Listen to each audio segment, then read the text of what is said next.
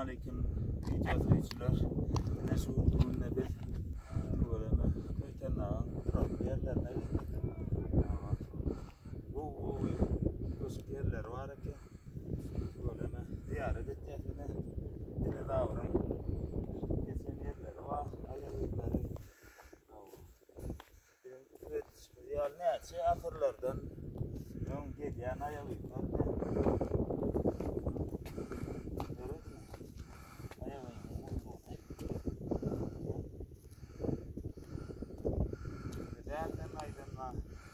Berden ırgat geçen yerleri var. Bunu ayarlayıklar.